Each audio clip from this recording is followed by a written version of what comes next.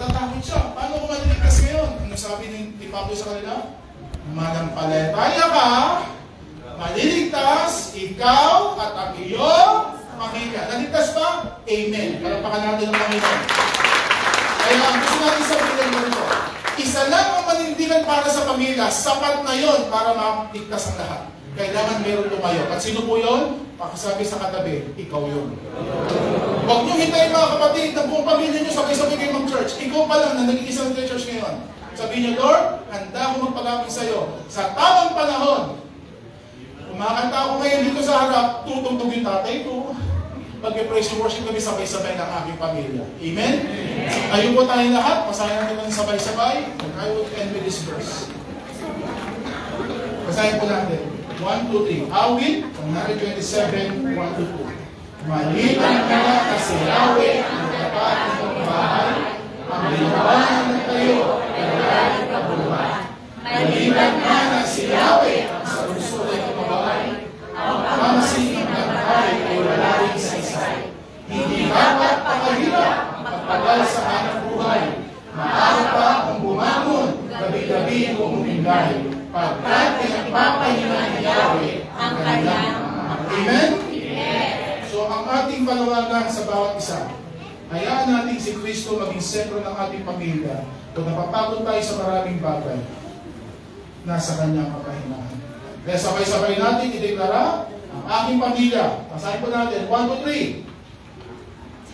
Malaya sa kasalanan. Next. Malaya sa gawa ng paawan. Next. Malaya sa kahirapan. Next. Malaya sa sakit at kaganaman.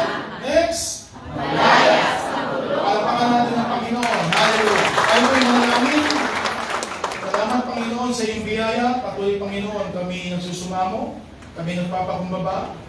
Lahat Panginoon ang aming mga naisin, ang aming mga pangarap Panginoon ay ibibigay namin sa iyo. Especially sa aming mga pamilya, Panginoon, kami lalapit bilang isang pamilya. At ang aming panawagan, ang aming pagsusumamo, Banal na Espiritu, bigyan mo kami ng kalakasan at kapangyarihan para maibahagi ang iyong salita sa aming mga mahal sa buhay. At maipakita sa kanila na buhay ka sa aming mga buhay, Panginoon. At ang aming panalangin, ang church na ito, ay patuloy na gamitin mo. In Jesus' name I pray. Ang aming dalangin, kayong patuloy na gumamit sa kanila, na patuloy na magpakatatag at magkaroon ng kalakasan na abutin ang maraming pamilya.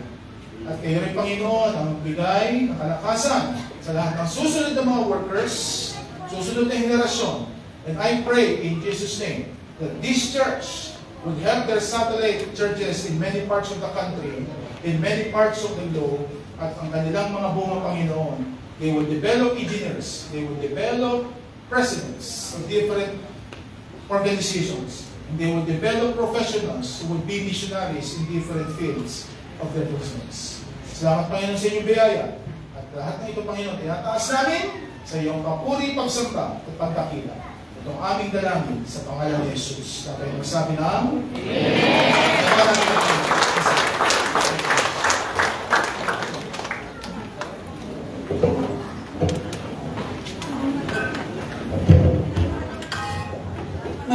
Maraming salamat po, Pastor Ronald Mumisa, sa napaka-gandang mensahe na naitawid sa umaga nito. Purihin ang Panginoon! Isang malakas na palakpak po para sa ating Panginoon sa umaga nito. Sa pagpapatuloy po, tayo po ay nadako sa ating overture song. Tayo po ay sabay-sabay na aawit na ating overture song. At pagkatapos po ay pangunahan tayo sa offertory prayer ng ating Pastor Christian. At habang tayo po ay umaawit, maaari na po tayong magandog ng ating mga kalooban.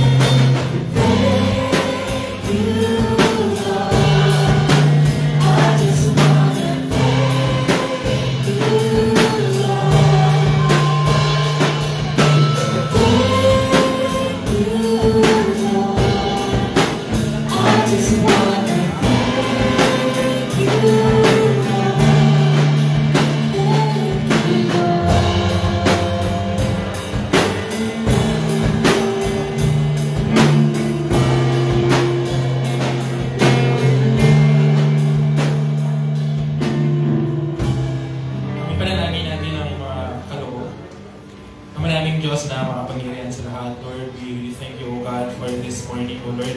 Maraming salamat, Panginoon, sa mga salita na aming napag-aralan, O Lord. Muli, O God, pinapanalangin namin at pinagpapasalamit namin, O Lord, ang mga biyaya at pagpapala, O Lord, na tumarating sa aming buhay. Ito may pagpapalang pinansyal, ito may pagpapalang pisikal, ito may pagpapalang spiritual, O Lord. Maraming salamat, O Lord, sa lahat ng mga bagay na ito. Muli, O Lord, tinataas namin at pinapanalangin nawa namin, Panginoon, sa bawat isa na ininawang pagpalain, O God. Pagyamanin niyo kami, Panginoon, sa pamagitan ng iyong kayamanan, Panginoon. Now, O Lord, ang lahat, Panginoon, na nagkaloob, O God, ay pagyamanin niyo, Panginoon, pagpalain niyo, Panginoon, ang kanilang mga sambayanan, Panginoon. Pagkalooban niyo ang bawat sa Panginoon ng isang magandang pamumuhay, O Lord. Pagkalooban niyo ang bawat sa Panginoon na mabuting kalusugan, O Lord, para sa inyo, O God. Muli, Panginoon, tinataas namin ang lahat ng ito, O Lord. Ito po yung pinapanalangin namin sa pangalan ng aming Panginoon, aming tagapagligtas na si Kristo Jesus. Amen.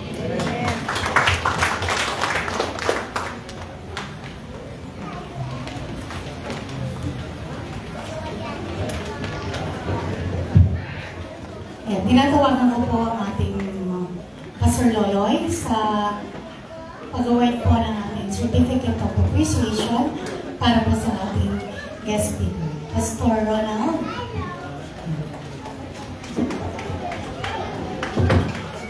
This certificate is presented to Pastor Ronald C. Monisa in sincere gratitude for sharing your wisdom and inspiration as a guest speaker at the Christian Church of God's 32nd anniversary celebration. Your insightful message on transferring truth to the next generation resonated deeply with our congregation on this special day, September 10, 2023. Signed, Reverend Dominador R. Daguman, Head Pastor, CCG Novaliches.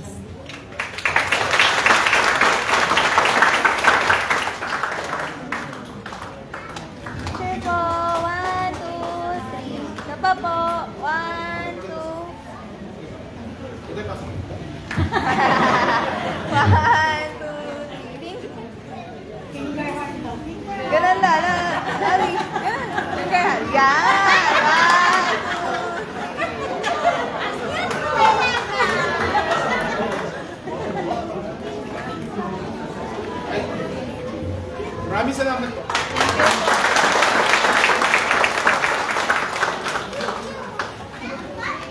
Ayan. So, ang next po natin is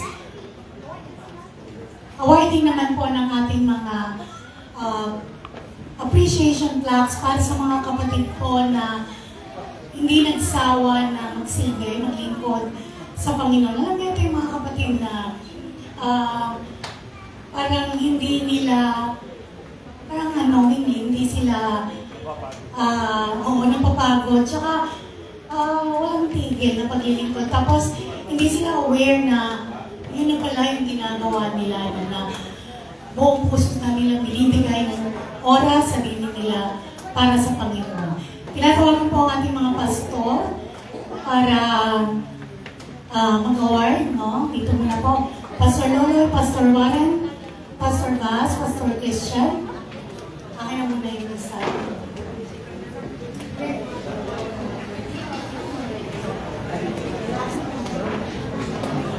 Wala hahawak. Dito na lang. Dito sa taas. Dito na lang. Dito. Tanggalin yung box.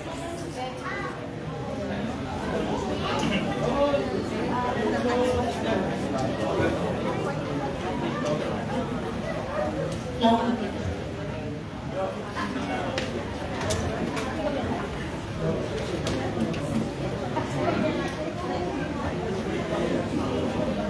So, ito po yung una. Honoring muna po. Honoring most devoted pastor presented to Pastor Dominador R. Daguman. Thank you for all you do, for who you are. We will be forever grateful. You are in our lives. We will be grateful that you are in our lives. You made such an impact on all of us.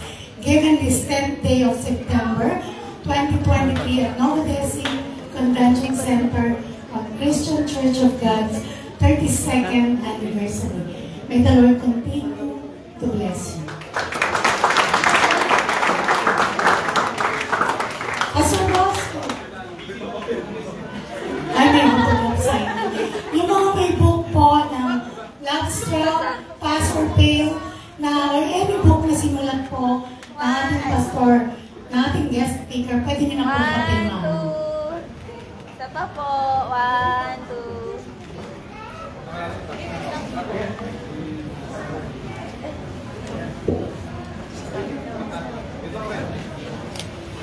Isa po. 1, 2, 3. One more pa po. 1, 2, 3. Pastor Julius. Punta lang po. Pastor Lito and Pastor Abe, enjoy na po kayo.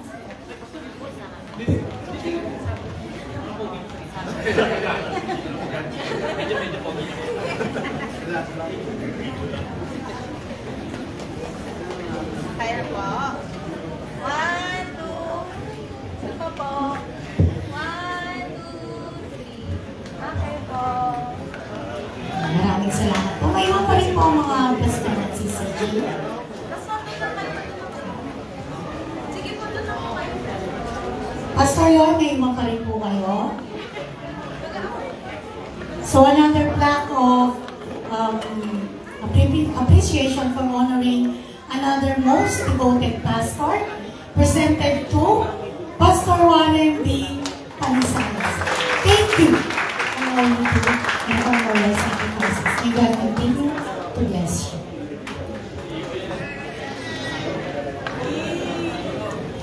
Isa po. 1, 2, 3. Cute nila. Isa pa po. 1, 2, 3. Okay po.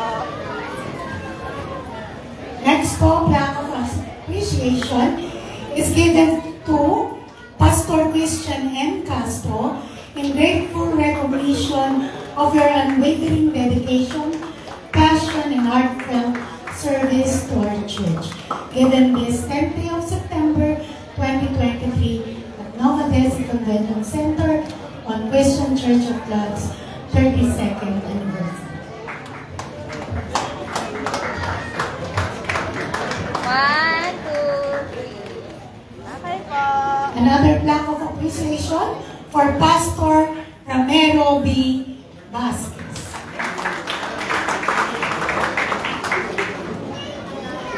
Saba po. 1, 2, 3. Okay po. Ito naman po yung mga plaque ng ating mga kapatid na patuloy po na naglilingkod sa ating Panginoon. Unahin ko po, plaque of appreciation awarded to Brother Efren Baguio Jr. Ang plaque ko. 1, 2, 3. Saba po. 1, 2. Sa disciple na makasama. Sa disciple. Okay, isa lang yan. Sa worship.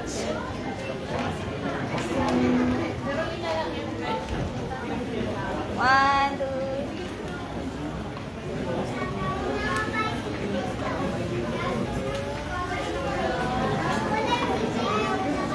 So ito naman po, isa sa ating mga kapatid most devoted usher naman po, Sister Myra Luz B. Torre. Pagkawala po kasi yung ibang usher, siya na po yung nag-take over. Ibig sabihin po, siya yung laging mahal.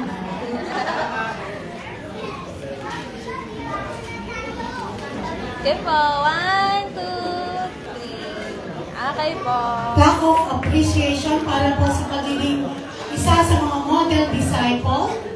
Dalawa sila, no? Nahin mo muna si Brother Juan Miguel B. Fernandez.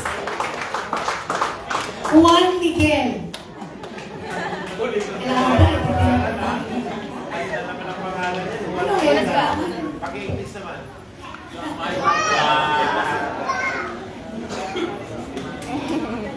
One, two. And Sister Laika Marie P. Rio Florida.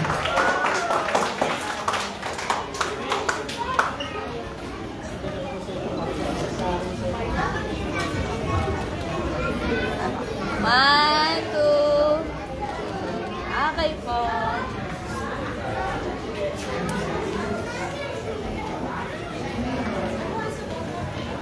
Ito naman po, meron po tayo bibigyan na special plaque din para sa mga maliliit nating bata na nag-excel. Model Sunday School kids na 4 to 6 years old, si Amira Francesca B. Castro. Nasaan si Brother Francis? Ano ba si Amira? Amira Francesca B. Castro.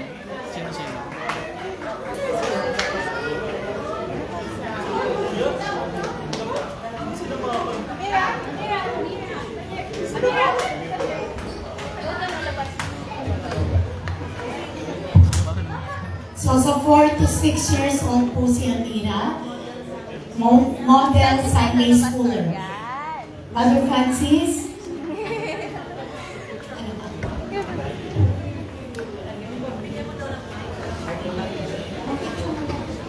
Sige po.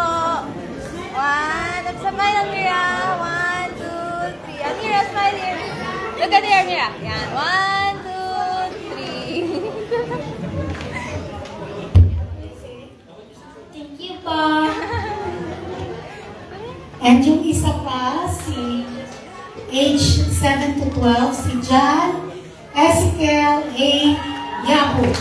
So, isa rin po siya sa mga Sunday schooler na napaka-active at napakabait.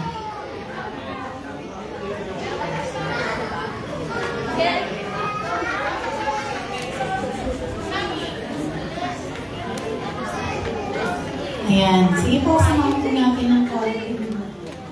Ayan. Si Jake daw.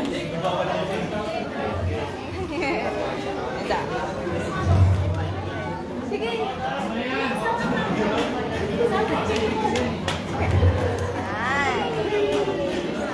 One, two. Jacob. Ano pa po? Wait lang. 1, 2, 3. Kumigil yung Tapos, ito naman po, isa pang plaque of appreciation. Ito po ay pareho po ni Efren, ni Brother Efren na sa worship team po sila, no, na in-award na yung mga progress nila at yung dedication and character development. Sister Princess Faye Nadine C. Vasquez.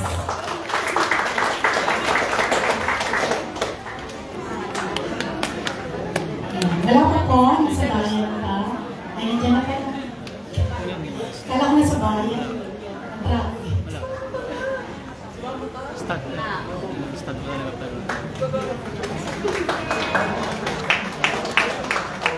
Hihirapan.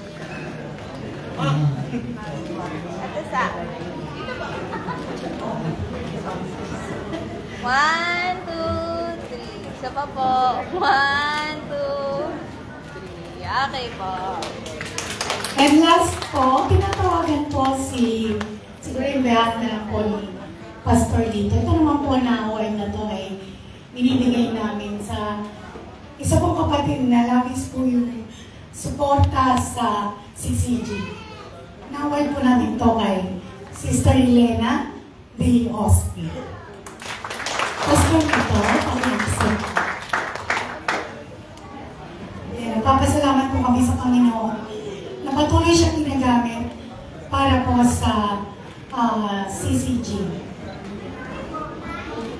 Isa pa po. 1, 2. Okay po. Ayan, congratulations po sa lahat at naway patuloy po na aming pagsisikap na maglingkod sa Panginoon. Huwag po kayo magsawang maglingkod sa Panginoon. Ang cute niya talaga. Sa bakit? Yeah. Very good. Wagi. Maraming salamat po.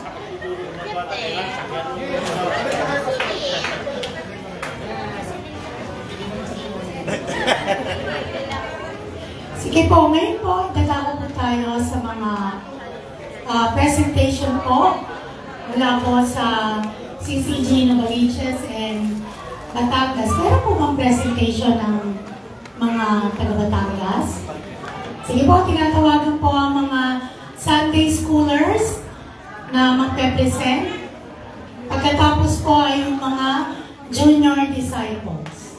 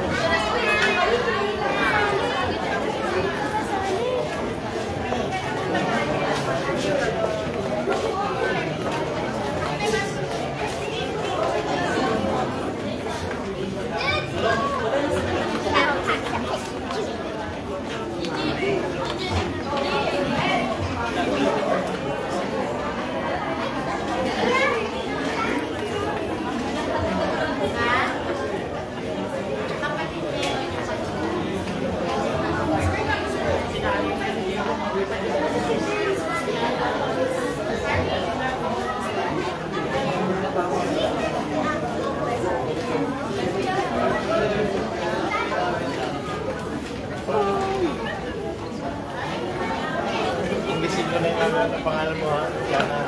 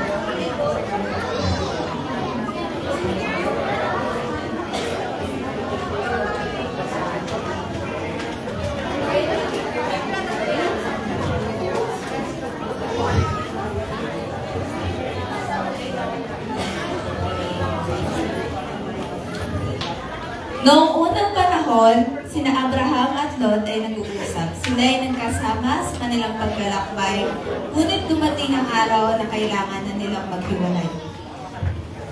Lot, nararamdaman kong kailangan na maghiwalay tayo. Marami lang kaya padari-arian at wala rin sa pagkatain para sa ating dalawa. Pumili ka ng pupuntahan mo. Tama mo kayo, Abraham. Nararamdaman mo na rin ang hinahin mo. Narito na ang panahon na tayo maghihiwalay. Salamat sa pupunta ako sa mga kalapit na kabatagan. Ikaw mas maganda doon para sa akin. Mag-ingat ka aking pamangkin na may gabayang pa ng Diyos sa iyong paglalakbay.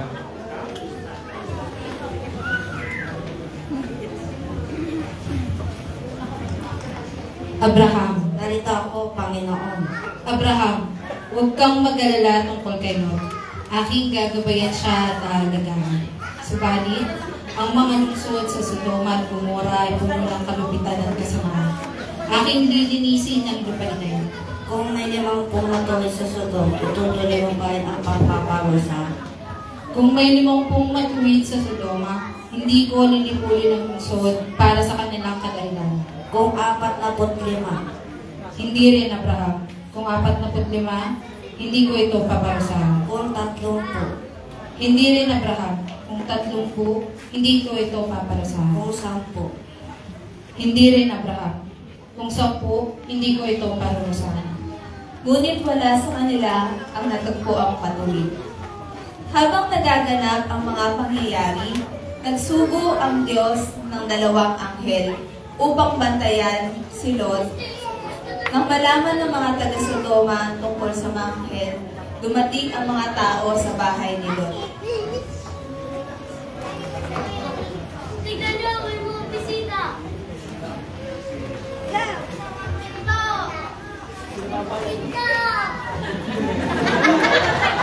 Lot, kailangan na ang sugo ng Diyos para iligtas kayo. Sa gitna ng kaguluhan, gumawa ng milagro ang mga anghel. Huwag kang mag-alala, Lot. Papabangunan namin sila ng kakaibang liwanag.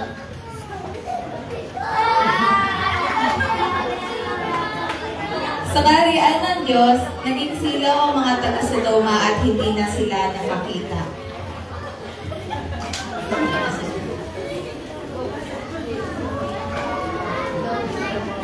Lot, kailangan niyong iwan ang lungsod at ihanda ang inyong pamilya. Huwag kayo lumingon sa likod habang umaalis.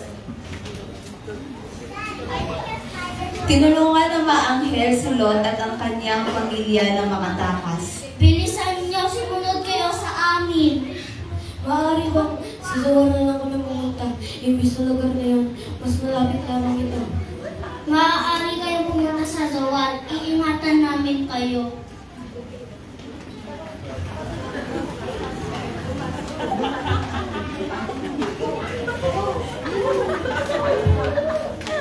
Paglalakbay nila ay hindi inaasahang pangyayari. Kaumanhin, Panginoon, ngunit hindi ko maaariwan ng aking arian at tahanan. Wag! Biglang umilaw ang asawa ni Lot at siya'y naging isang haliging asin.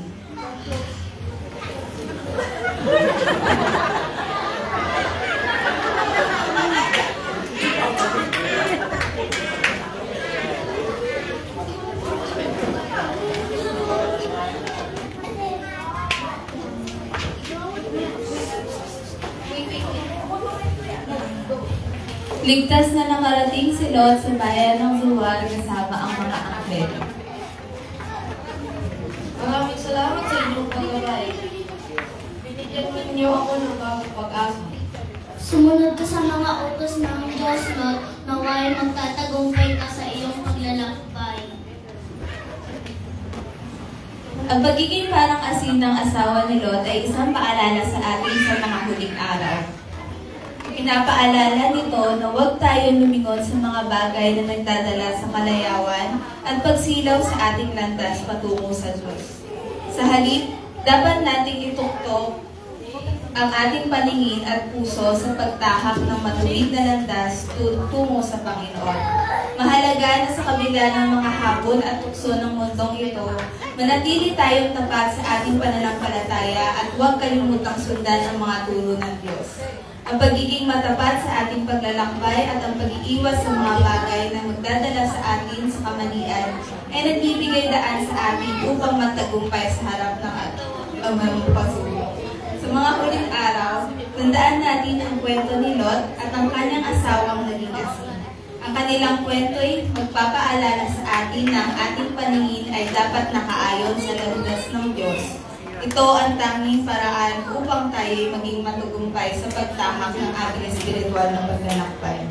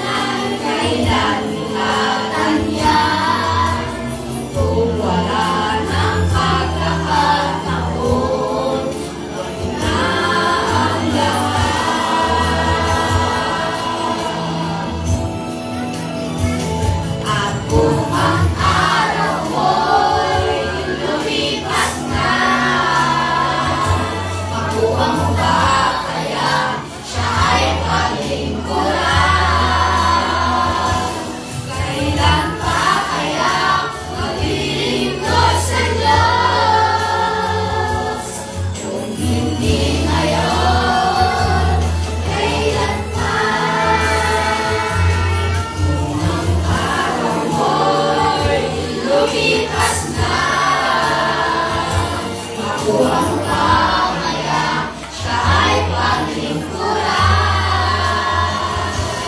Kailan pa kaya maglilingkod sa Diyos? Kung hindi ngayon, kung hindi ngayon, kung hindi ngayon, kailan pa?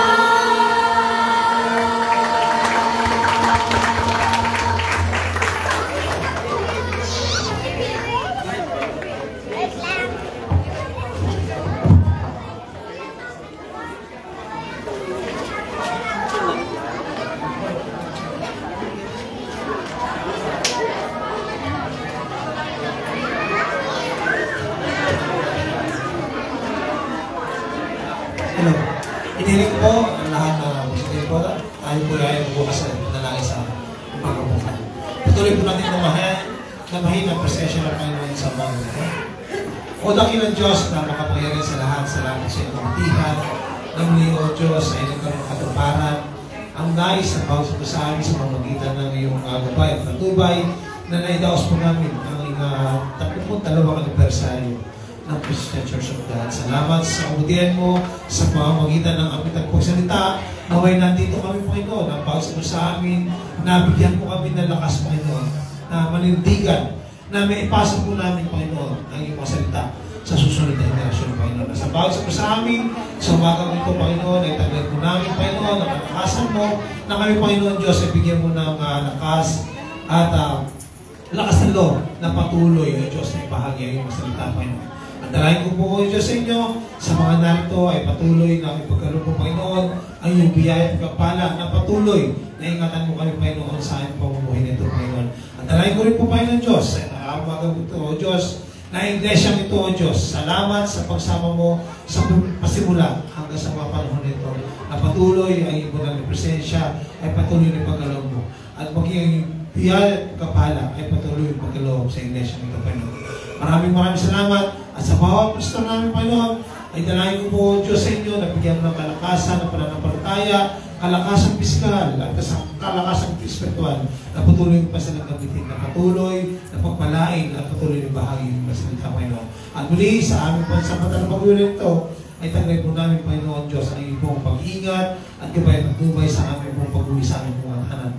Maraming salamat, O Diyos, na patuloy na iyong kasaganaan, na yung biyaya ay pagkatuloy pagkaloob sa bawat sa amin. Na ito pong lahat ay amin po dinadalangin sa pangalan ni Jesus na aming kapagligtas. Amen.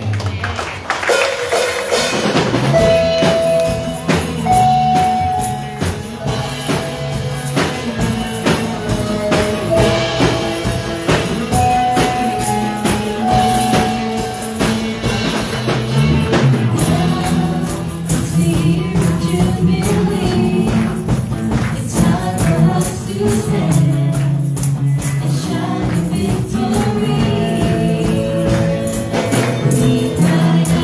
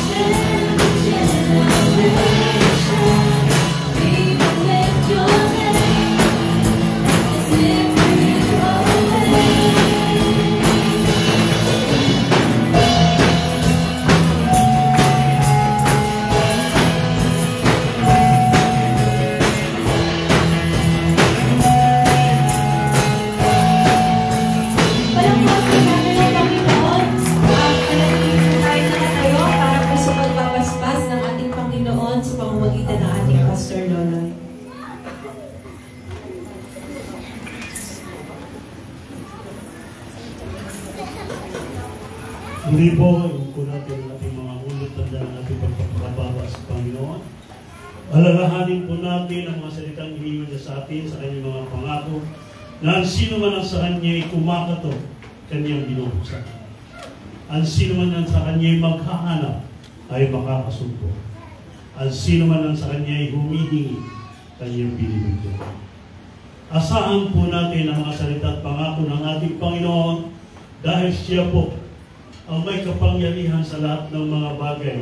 Alalahanin po natin sa oras na ito, itaas po natin sa Kanya ang anumang kabalisahan, mga sagabal sa ating buhay. Ninais natin na magkaroon ng katugunan dahil ang iniwan niyang salita sa atin na kung tayo'y mananatili sa Kanya at ang Kanyang salita'y mananatili sa atin, hingin natin ang anumang bagay na ating iibigin at ito'y gagawin sa atin. Itaas po natin sa Kanya ang mga bagay po na ninais po natin na magkaroon ng katugunan sa Kanya, sa Kanyang mga pangako.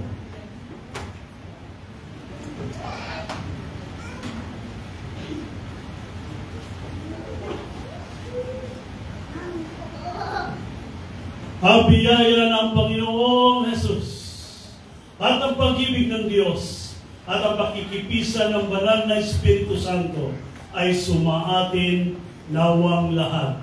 Amen. Palakpakan po natin ang Panginoon at katandaan. Panahali po, kapit ko, kapit ka, lahat na pastor po, ayaw mo na rin sa harap at sayang yung view.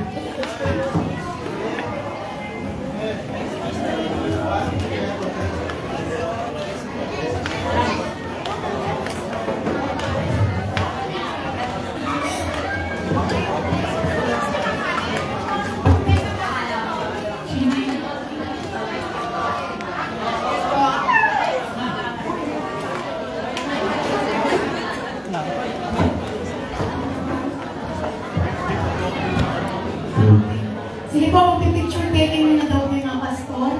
At po kayo mga kapatid.